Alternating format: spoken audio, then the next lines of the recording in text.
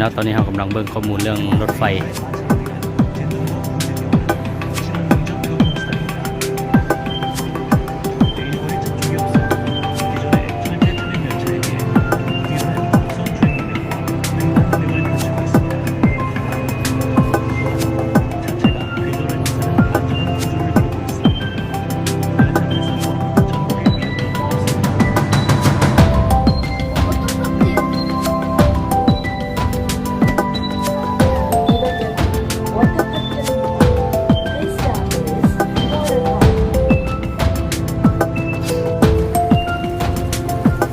ตอนนี้ก็มาถึงจุดที่สำคัญอีกจุดหนึ่งของสนามบินเนาะ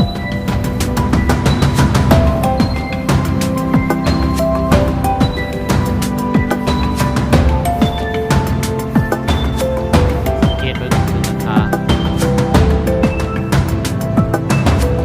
มีการออกแบบโครงสร้าง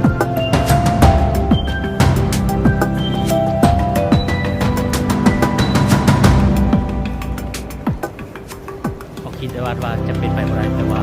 อย่างเกิดขึ้นได้เนาะเพียงแต่เขามีแนวความคิดสร้างสรรค์